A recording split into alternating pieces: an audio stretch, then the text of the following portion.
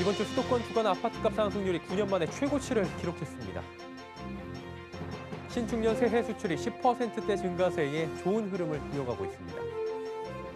LG전자가 모바일 사업부 매각 검토를 밝히자 구글과 폭스바겐 등이 인수 후보로 거론됩니다. 서울시가 공공재개발 후보지를 토지거래 허가구역으로 지정했습니다. 센 경제라이브 시작합니다.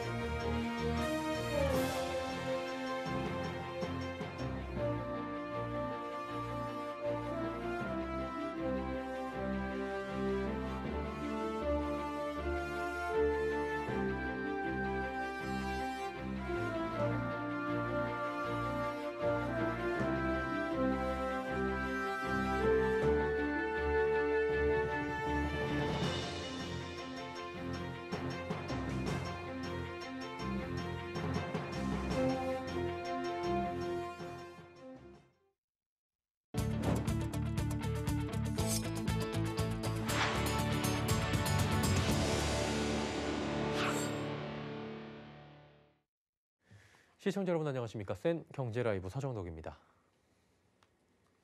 한국부동산원에 따르면 1월 셋째 주 수도권 아파트 매매 가격은 0.31% 올라 통계 작성 이후 8년 8개월 만에 최고 상승률을 기록했습니다. 상대적으로 저평가됐다고 여겨지는 수도권 단지를 중심으로 아파트 값이 오르고 있다는 분석이 나옵니다.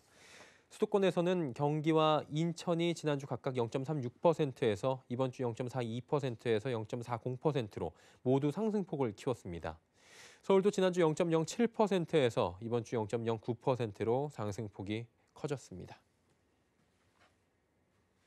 이재용 삼성전자 부회장이 재구속된 지 나흘째입니다. 삼성은 4년 전과는 다르게 침묵하는 모습을 보이고 있는 가운데 이 부회장이 변호인을 통해 옥중 첫 번째 메시지를 전했습니다. 서청석 기자입니다. 이재용 삼성전자 부회장이 옥중 첫 메시지로 준법감시위원회를 계속 지원하겠다는 의지를 밝혔습니다. 나흘 전 구속된 이후 나온 첫 메시지입니다.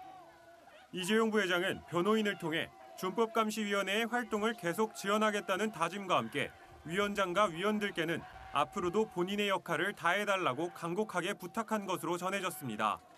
일각에서 제기됐던 삼성의 준법감시위원회 지속 명분의 약화 가능성을 일축한 것으로 풀이됩니다. 이재용 부회장은 지난달 말 파기환송심 최후 진술에서도 모두가 철저하게 준법감시의 틀 안에 있는 회사로 만들겠다며 준법위의 독립성과 지속적인 활동을 보장하겠다고 밝힌 만큼 약속을 지키겠다는 의지를 표현한 걸로 보입니다. 이와 발맞춰 준법감시위원회는 오늘 정례회의를 열고 삼성전자, 삼성물산 등 7개 관계사가 제출한 준법감시 개선안을 검토 및 논의했습니다. 삼성그룹은 4년 전 이재용 부회장이 구속됐을 때와는 달리 침묵을 지키고 있습니다. 대국민 사과, 준법감시위원회 설립, 자녀 승계 포기 등으로 인해 구속까지는 생각하지 않았던 터라 충격이 컸을 것이라는 분석입니다. 삼성 관계자는 일부 유죄가 확정된 만큼 사내 임직원 대상 메시지 등도 검토하고 있지 않다며 다만 오는 3월 예정된 주주총회 등 공식 일정을 통해 이재용 부회장 구속에 대한 입장이 자연스럽게 나올 것으로 예상한다고 말했습니다. 서울경제TV 서청석입니다. 새해 들어 수출이 10%대 증가세에 좋은 흐름을 이어가고 있는 것으로 나타납니다. 관세청에 따르면 이달 1일부터 20일까지 수출액은 282억 3천만 달러, 일평균 수출액은 19억 5천만 달러로 지난해 같은 기간보다 각각 10.6% 증가했습니다. 주요 품목별 수출액을 보면 반도체 11.6%, 승용차 15.7%, 무선통신기기 60.5% 증가했습니다. 반면 석유 제품과 컴퓨터 주변 기기 등은 수출액이 줄어들었습니다. LG전자가 스마트폰 사업을 담당하는 MC사업본부의 매각 검토 사실을 공식화했습니다. MC사업본부 매각 후보군으로 구글과 폭스바겐 등이 거론되며 업계의 관심이 집중되고 있습니다. 잠재 인수 후보로 구글과 페이스북, 폭스바겐, 베트남 빈그룹 등이 거론되고 있습니다. 구글과 빈그룹은 자사 스마트폰 사업 강화를, 또 페이스북은 VR, AR 시장 확대, 폭스바겐은 스마트 모빌리티 사업 가속화 등을 위한 수요가 있다는 분석입니다. 서울시는 동작구 흑석 2, 영등포구 양평 13 등 공공재개발 후보지 8곳을 1년 동안 토지거래 허가구역으로 지정했습니다. 토지거래 허가구역 지정 기간은 내년 1월 25일까지로 만료 시점에 연장 여부를 다시 검토한다는 계획입니다. 시는 공공재개발 사업 추진으로 투기 수요가 유입될 우려가 높다는 판단에 따른 것이라고 설명했습니다. 이에 따라 이들 지역에서 주택과 토지 등을 거래할 때는 지자체장의 허가를 받아야 합니다. 허가 대상 면적은 주거지역 18제곱미터 초과, 상업지역 20제곱미터 초과, 공업지역은 66제곱미터 초과의 토지입니다. 이르면 3월부터 계약 취소 등으로 나온 무순위 물량은 해당 지역 내 무주택자에게 공급됩니다. 오늘 국토교통부는 이 같은 내용을 나눈 주택 공급에 관한 규칙 개정안을 입법 예고했습니다. 주변 시세보다 저렴하게 공급되는 로또 청약 아파트에서 나온 무순위 물량을 잡기 위해 수십만 명이 몰려드는 줍줍 현상이 사라질 것으로 관측됩니다. 개정안에 따르면 앞으로 미계약분 공급 자격은 해당 주택 건설 지역의 무주택 세대 구성원인 성년자로 바뀌게 됩니다. 한편 발코니 확장에 시스템 창호나 붙박이장 등을 끼워 팔기 해 발코니 확장 비용을 높이는 관행도 사라질 전망입니다. 개정안은 아파트 옵션을 선택할 때 개별 품목별로 구분해 발코니 확장만 선택할 수 있도록 했습니다. 4천억 원대 강남 고가 빌딩의 소유권 분쟁에 대한 재심이 드디어 내일 열립니다. 시행사 측과 당시 신탁사였던 한국자산신탁과의 첫 번째 공판인데요. 어떤 내용이 다뤄질지 설석용 기자가 짚어드립니다. 강남 고가 빌딩 소유권에 대한 재심이 내일부터 시작됩니다. 시행사인 시선 RDI와 시공사인 두산중공업, 신탁사인 한국자산신탁 등이 본격적인 공방을 펼칠 전망입니다. 이 소송은 지난 2014년 두산중공업이 최종 승소하면서 일단락되는 듯 했지만 최근 재판부가 재심을 확정하면서 판은 원점으로 돌아갔습니다. 최종 판결된 사건에 대한 재심은 재심이 열리는 것 자체만으로도 의미가 커 벌써부터 재판 결과에 관심이 모아지고 있습니다. 내일 열리는 소송은 시선 RDI가 한국자산신탁을 상대로 건 신탁재산 처분 금지 소송입니다. 한자신이 2011년부터 2013년까지 해당 건물을 공매 처분할 당시 건물이 등기법상 거래가 불가능한 비정상 건물이었다는 점 등이 핵심적으로 다뤄질 예정입니다. 집합 건물의 경우 거래가 이루어지기 위해선 등기와 대지권이 동시에 처리돼야 하는데 그 시점이 달랐다는 것, 등기가 처리된 시간조차 등기국 업무시간 이후인 오후 6시 43분이었다는 점, 구청 검인을 받아야 하는 의무 행정 절차가 생략된 점 등에 대해 공방이 펼쳐질 전망입니다. 업계에 따르면 한자신은 법원이 요청한 질의 답변서를 계속 미뤄오다 최근 제출한 것으로 알려졌습니다. 한편 시선 RDI와 두산중공업이 벌일 우선수익자 지위 부존재 확인 소송은 당초 지난 13일로 예정됐었지만 코로나19로 인해 3월 17일로 연기됐습니다. 호가 4천억 원에 달하는 강남 빌딩 소유권을 놓고 10년 동안 벌여온 시행사와 시공사 간의 공방전이 본 궤도에 오를 전망입니다. 서울경제TV 설석용입니다.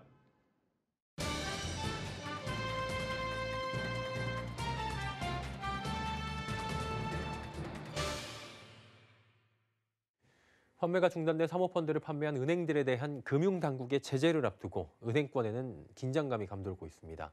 금융감독원은 이달 말부터 라인펀드, 디스커버리펀드 등 사모펀드를 판매한 은행들에 대한 제재 절차에 돌입할 예정인데요.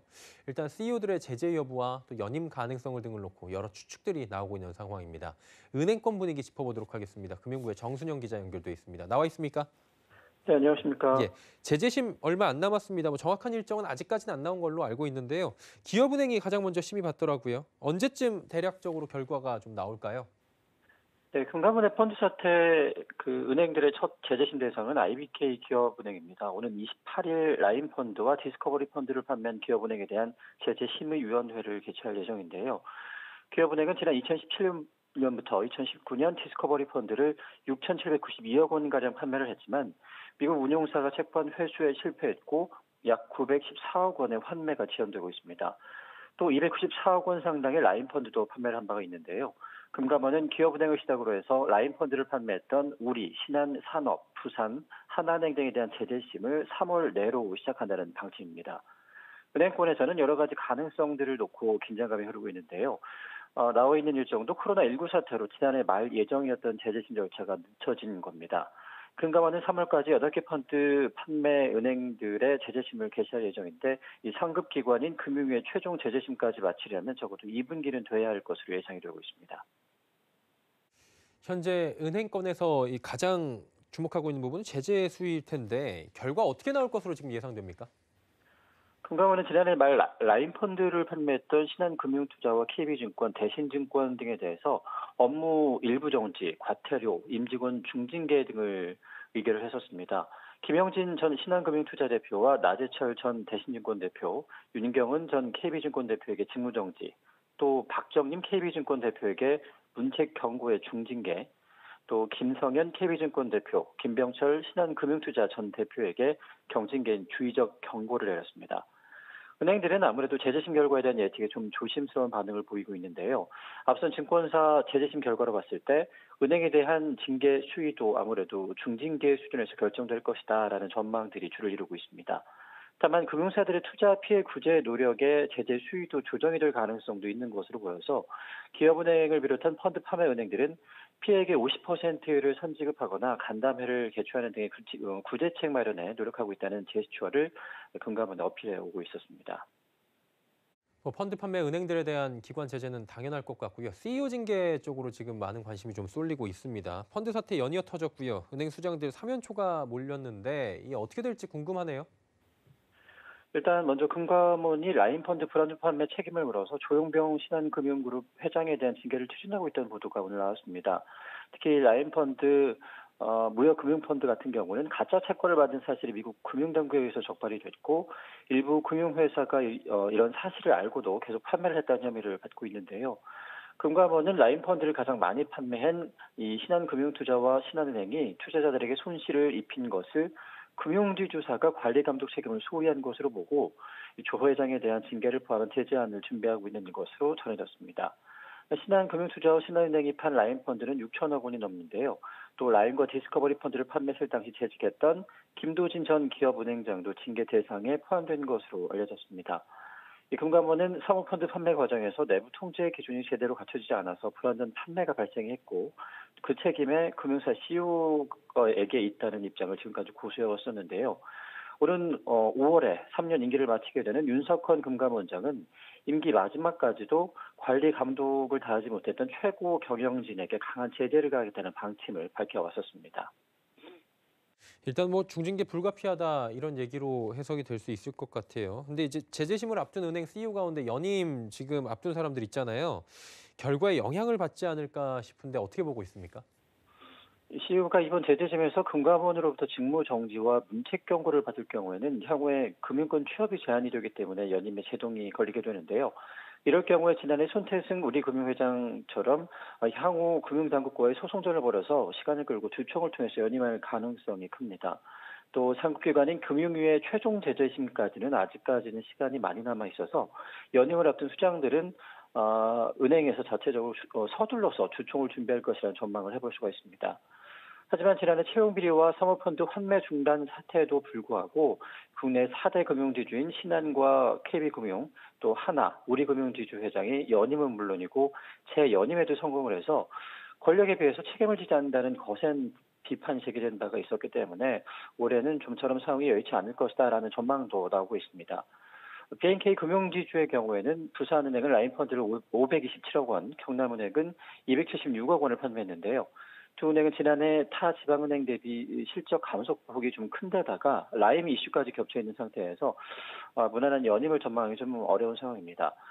물론 코로나 이슈로 변화보다는 안정을 택할 가능성도 없지 않은 상황인데 부산은행과 경남은행은 다음 주에 임원 후보 추천위원회를 각각 개최를 하고 차기 행장 인선 작업에 들어갈 예정인 것으로 알려졌습니다. CEO들 연임이 지금 계속되고 있는 상황이 아이러니하다 이렇게 보시는 분들도 분명히 계실 것 같아요. 그리고 피해자들 입장에서는 제재심에 큰 기대를 걸고 있는 것으로 알려지는데 어떻습니까? 네, 전국 사모펀드 사기피해대책위원회와 금융정의연대, 참여연대 등 시민단체들은 오늘 청와대 분수대 앞에서 기자회견을 갖고 이 사모펀드 판매사들에 대한 강력한 제재와 피해 구제를 촉구하는 기자회견을 가졌습니다. 이들은 금감원은 제재 결과와 재판을 통해서 계약 취소 근거가 명확하게 나왔음에도 불구하고 여전히 계약 취소 결정을 내리지 않는 등 늑장을 부리고 있다면서 판매사들의 사기 행위가 명백하게 밝혀지고 있는 상황에도 결정을 내리지 않는 금감원 탓에 이 피해자들은 하염없이 금감원의 결정만 기다려야 하는 상황이라고 성토를 했습니다. 특히 금감원은 옵티머스 펀드에 대해서만 현재 계약 취소 가능 여부에 대한 법률 검토를 진행을 하고 있고, 이마저도 금감원 내부적으로도 불안전 판매로 잠정 결론 짓고 있다라는 소식이 들려온다면서 의미 있는 노력이나 책임 회피에만 급급한 판매사들에 대해서 계약 취소 결정이 시급한 상황인데도 금감원의 소극적인 해결 행태는 사기 행위에 면죄부를 부여하고 또 제2의 사모펀드 사태를 부추기고 있다라고 분탕을 터뜨렸습니다. 피해자들은 옵티머스 펀드뿐만 아니라 라임과 이탈리아 헬스케어 펀드 등 나머지 사모펀드에 대해서도 계약 취소 가능 여부에 대한 법률 검토와 또 판매사에 대한 강력한 제재를 통해서 금융권에 경각심을 주고 제2의 사모펀드 사태를 방지하고 또 신속한 피해 구제를 통해서 금융 소비자들을 보호할 수 있도록 적극적인 조치를 취해야 한다라고 청와대에 진정서를 제출했습니다. 피해자들은 결국에 금감원을 믿을 수 없다라는 취지에서 지금 청와대로 향한 것 같은데 이번 진정서에는 어떤 내용 담겨 있습니까? 이날 피해자들이 제출한 진정서에는 금감원은 옵티머스 펀드뿐만 아니라 나머지 라인 펀드, 이탈리아 헬스케어 펀드 등 형법상 사기 또는 자본시장법상 사기 부정거래 혐의가 짙은 사모펀드에 대해서 사고에 의한 계약 취소 여부에 대해 적극적인 법률 검토를 해야 하고, 판매 금융기관에 대해서도 이번 사모펀드 사태를 촉발한 책임에 부합하는 강력한 제재를 결정해야 한다. 또 피해자들을 신속하게 구제할 수 있는 방안을 마련해서 집행해야 한다라는 내용들을 담았습니다.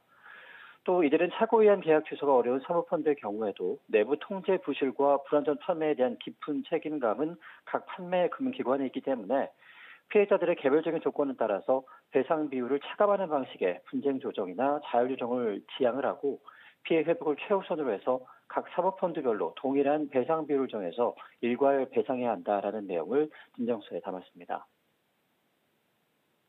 예, 올해 금융권 수장들의 신년사 살펴보면 디지털 금융을 선도하겠다 이런 내용 외에도 고객과의 신뢰를 최우선으로 생각하겠다, 뭐 안심하고 맡길 수 있는 금융 될 수 있게 노력하겠다 내용이 똑같이 들어가 있었다고 합니다.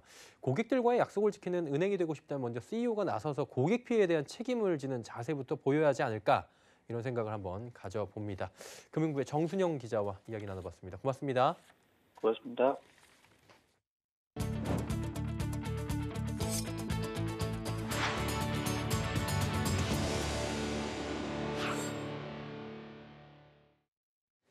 정부가 올해 중소, 중견기업 스마트 공장 지원에 4,400여억 원을 투입해 6,000개의 스마트 공장을 보급할 계획입니다. 그동안의 양적 보급 중심에서 질적 고도화 중심으로 추진해 나간다는 방침인데요. 윤다혜 기자가 전해드립니다. 중소벤처기업부는 오늘 스마트 제조혁신을 위한 2021년 스마트 공장 보급 확산 지원 사업에 총 4,376억 원을 투입한다고 밝혔습니다. 스마트 제조 저변 확대 성과를 바탕으로 그동안의 양적 보급 중심에서 인공지능 데이터 기반의 질적 고도화 중심으로 전환 추진해 나갈 예정입니다. 이 지원 사업은 총 7개 사업으로 구성되어 있습니다. 먼저 스마트 공장 구축과 고도화 지원 사업입니다. 이 사업에 4,002억 원을 들여 6,000개 이상의 스마트 공장을 보급합니다. 중기부는 지난해 말까지 스마트 공장 약 2만 개를 보급한 상태이며 내년까지 3만 개 보급이 목표입니다. 올해부터는 보급사업 지원 체계를 스마트화 수준에 따라 차등 지원 체계로 개편했습니다. 고도화 수요 기업에 대해서는 정부 지원을 기존 1억 5천만 원에서 최대 4억 원까지 상향해 질적 고도화를 촉진한다는 계획입니다. 또 클라우드 기반의 스마트 공장이 활성화될 수 있도록 클라우드 이용률을 최대 5년간 지원하고 기존의 내부 구축 솔루션을 클라우드 방식으로 전환하는 비용을 지원할 계획입니다. 로봇을 활용한 제조혁신 지원에는 전년보다 100억 가까이 늘어난 181억 원을 투입해 57개 업체가 수혜를 받을 예정입니다. 이와 함께 스마트 공장 현장 전문가인 스마트 마이스터를 총 800개사에 지원해 중소중견기업의 현장 애로를 해결할 수 있도록 지원할 방침입니다. 특히 44억 원 규모의 사후관리 사업을 신설해 자금 인력이 부족한 소기업을 중심으로 사후 AS 컨설팅, 고장 수리 등을 지원합니다. 중기부는 민간이 자발적으로 구축한 스마트 공장에 대해서는 공장 수준 확인 사업을 통해 공공기관 납품, 정책자금 등을 우대 지원할 계획입니다. 사업 신청은 내일부터 다음 달 25일까지로 4월, 6월에도 접수 가능합니다. 서울경제TV 윤다희입니다. 올해 전기차를 구매하면 정부와 지자체로부터 최대 1,900만 원을, 또 수소차는 최대 3,750만 원을 보조금으로 받습니다. 기획재정부와 환경부, 산업통상자원부는 이런 내용 등을 담은 2021년 보조금 체계 개편 방안을 오늘 발표했습니다. 정부는 올해 전기차와 수소차 등 친환경차 13만 6천 대를 보급합니다. 전기차는 작년 대비 21.4% 늘린 12만 1,000대를, 수소차는 49.2% 늘린 1만 5천 대입니다. 지원 예산도 각각 1조 230억 원, 3,655억 원으로 증액합니다. 이에 따라 전기차 충전기 3만 1,500기, 수소 충전소 54기를 구축할 계획입니다.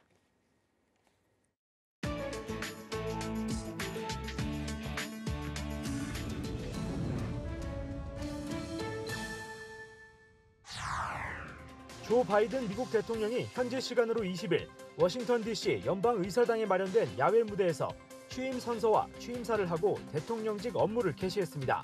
바이든 대통령은 취임사에서 역사와 희망의 날이라며 민주주의가 이겼다고 밝혔습니다. 그는 통합 없이는 어떤 평화도 없다면서 내 영혼은 미국을 통합시키는 데 있다며 단합할 것을 호소한 뒤 새로운 출발을 역설했습니다. 또 국제사회의 현안에 미국이 적극적으로 관여하겠다면서 동맹을 복원하겠다는 입장도 강조했습니다. 과거 미국 대통령 취임식은 수십만 명의 인파가 몰리는 축제 같은 행사였지만 올해는 코로나19 대유행에 무장시위 우려까지 커지며 2만 5천 명의 주 방위군이 지키는 군사작전 같은 분위기 속에 진행됐습니다. 미국 대통령 취임식 날 미국에서 멀리 떨어진 인도 남부의 한 시골 마을에서도 축제 분위기가 연출됐습니다. 조 바이든 대통령과 함께 취임하는 카멀라 해리스 부통령의 외할아버지가 이 지역 출신이기 때문입니다. 취임식은 인도 현지 시간으로는 늦은 시간이었지만 400여 명의 주민들이 해리스의 사진 피켓을 들고 취임을 축하했습니다. 또 초저녁부터 마을 곳곳에서 만세 소리가 들렸고 폭죽이 터지는 등 들뜬 분위기였고 어린이들은 길가로 쏟아져 나와 춤을 추기도 했습니다. 해리스 부통령은 과거 인터뷰 기사에서 어린 시절 자신에게 가장 큰 영향을 끼친 인물로 어머니와 외할아버지 등 외가 혈통을 꼽기도 했습니다. 해리스의 외할아버지는 인도의 고위 관료 출신으로 해리스 부통령은 어린 시절 정기적으로 인도를 방문해 외할아버지와 함께 지낸 것으로 알려졌습니다. 실종설이 제기됐던 마윈 알리바바 창업자가 석 달 만에 모습을 드러냈습니다. 로이터 통신은 알리바바와 자선재단이 마련한 농촌 교사 온라인 행사에 마윈이 참여했음을 확인했다고 현지 시간으로 20일 보도했습니다. 마윈은 100여 명의 교사를 상대로 한 화상 연설에서 중국 기업가들은 국가의 비전에 봉사해야 한다고 말한 것으로 전해졌습니다.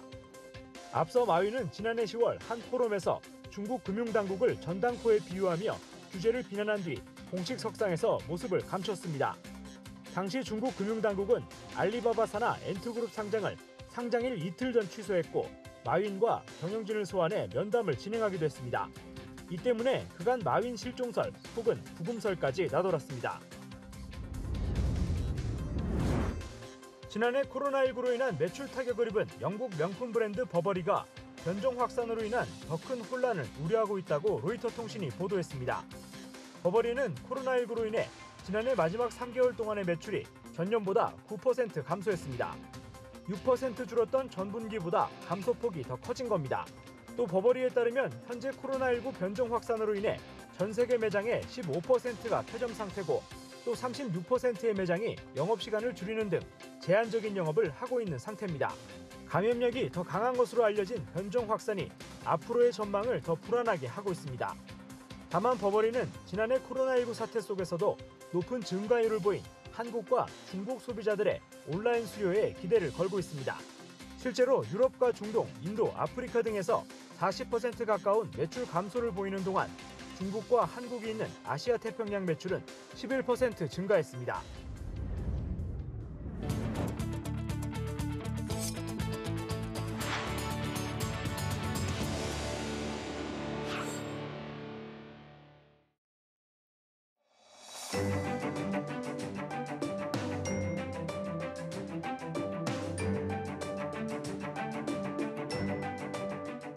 안녕하세요. K웨더 라이프스타일 예보 박유라입니다. 흐린 가운데 중서부와 남부 내륙을 중심으로 비가 내리고 있습니다. 저녁부터는 강원 영동 남부와 경상, 제주도로 확대되겠는데요.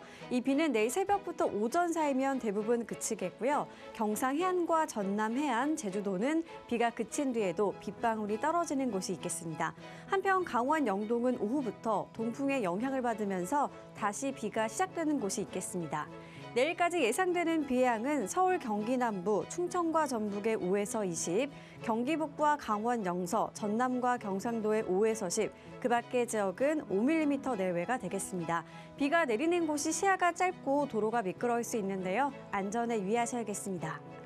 공기질은 대체로 양호하겠습니다. 다만 오후에 중서부 지역은 먼지 농도가 한때 나쁨 단계까지 오를 수 있겠습니다. 이 지역은 미세먼지용 마스크를 꼭 챙기시는 게 좋겠습니다. 다음은 자세한 지역별 날씨입니다. 중부지방 새벽까지 비가 오겠고 아침 기온 영상권으로 크게 춥지 않겠습니다. 낮 기온 10도 선까지 오르겠습니다. 동해안도 이맘때 기온을 웃돌며 크게 춥지 않겠습니다. 낮 최고 기온 강릉 9도, 울진은 12도를 보이겠습니다. 남부지방 큰 추위 없이 온화하겠습니다. 아침 기온 평년 기온을 웃돌겠고 낮에는 광주와 부산 13도가 예상됩니다. 전해상으로 비가 오겠고요. 물결은 서해와 동해상으로 최고 2.5m까지 약간 높게 일겠습니다. 당분간 이맘때 기온을 웃돌며 큰 추위는 없겠고요. 토요일에는 남부와 강원 영동에 비나 눈이, 일요일에는 동해안과 남해안, 제주도에 비가 내릴 것으로 예상됩니다. 날씨였습니다. 수연 경제 라이브 마칩니다. 함께해 주신 여러분 고맙습니다.